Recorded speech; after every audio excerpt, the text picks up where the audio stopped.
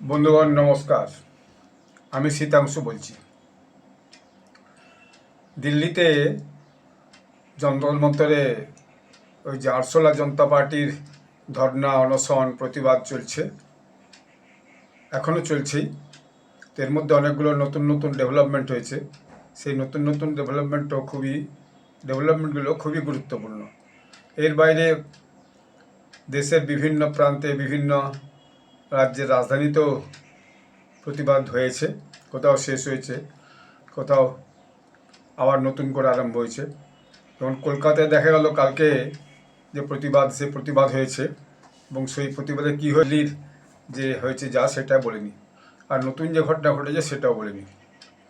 সেটা হচ্ছে নরেন্দ্র মোদীজি সব ন্যারেটিভ প্রায় একরকম, যাকে বলে ধূলিসাৎ করে দিয়েছেন। যদি বলেন কেন বলছি, পরশুদিন রাতে নরেন্দ্র মোদী একটা ইনস্টাগ্রামে একটা পোস্ট করেছিলেন, জাস্ট এক লাইনের পোস্ট বলেছিলেন। সেটা প্রায় গত পরশু রাত্রি প্রায় 11টা নাগাদ, মানে একদিন আগে, ঘন্টা হিসাব যদি করা যায় তাহলে সেটা আপনার এই 33-34 ঘন্টা আগে হবে আর কি।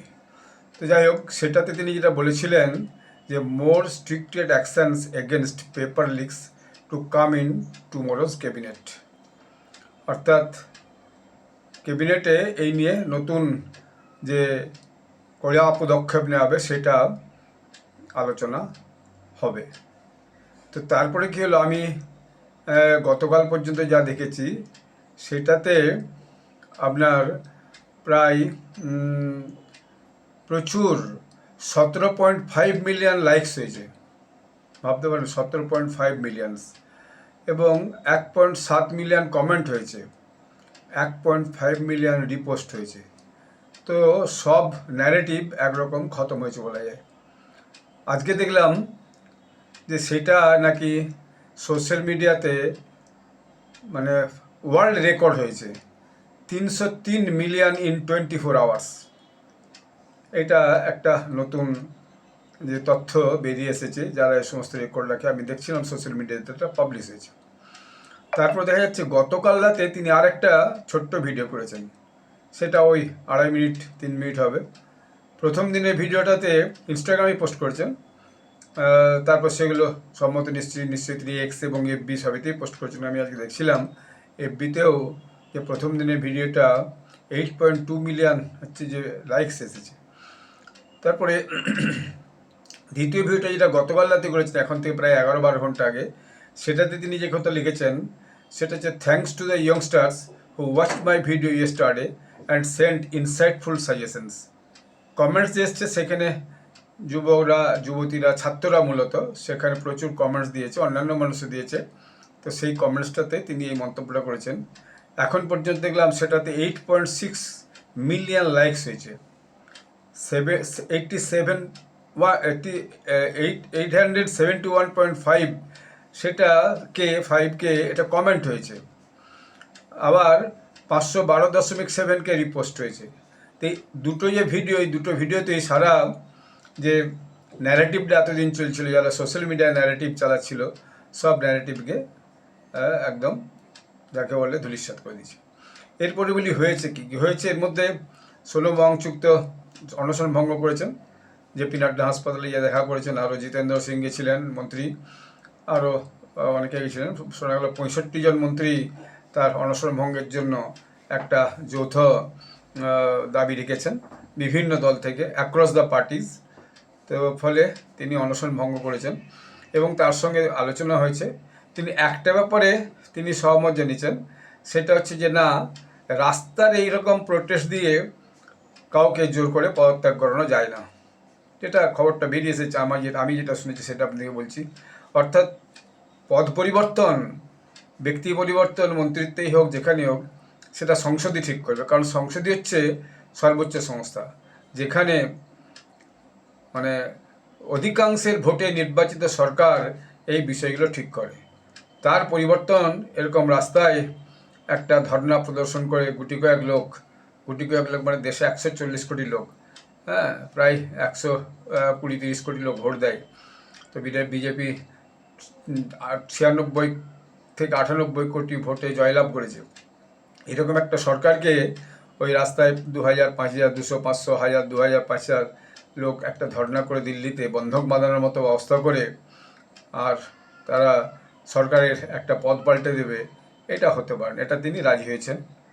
এর ফলে এখন বিষয়টা অন্যদিকে মোড় নিয়েছে। এরপরে দেখা যাচ্ছে এইটার ব্যাপারে এটা বলার পরে কংগ্রেসের পক্ষ থেকে তো আপত্তি জানাচ্ছে।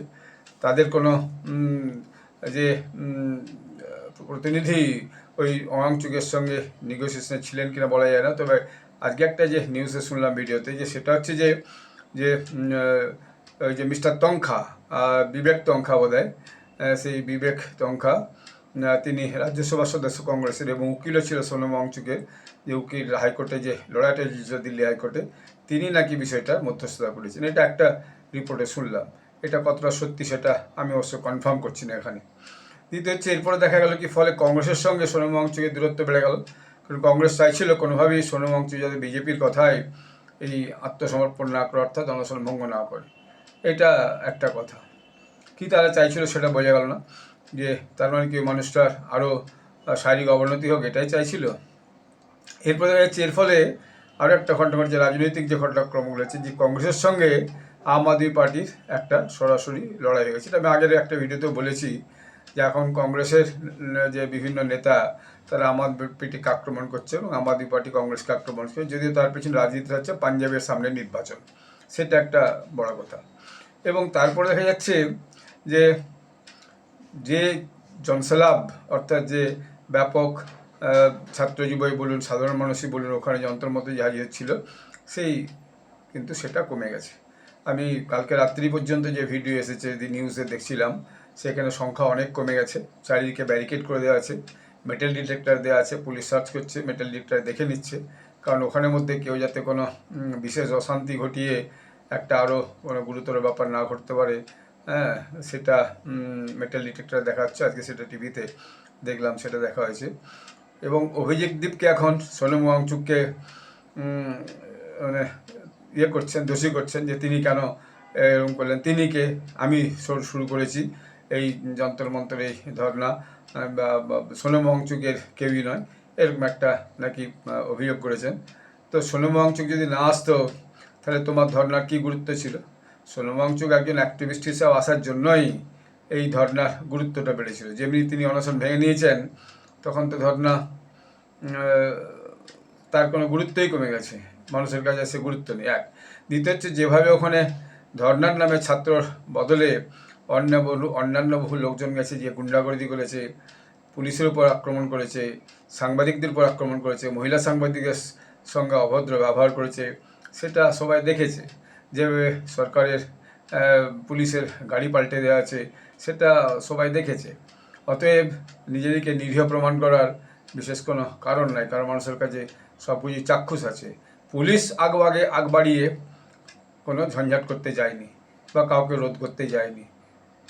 যে প্রোটেস্টাররা, তাদের মধ্যে যারা গুণস ছিল, মূলত যারা তোমাদের ডাকে এসেছিল, সিজেপি প্রোটেস্টারদের ডাকে এসেছিল, তারাই সেখানে প্রথম গণপাল্টা বাঁধেছে। ফলে পুলিশকে যে সংসদ অভিযানের যে চেষ্টাটা, সেই চেষ্টাটাকে রোধ করা আছে। আর এই ইয়েটাকে আপনার ধর্না মঞ্চটাকে একটা রাজনীতির আখড়া বানিয়ে দেওয়া হয়েছিল এবং অ্যাক্টিভিস্টদের আখড়া বানিয়ে দিয়েছিল।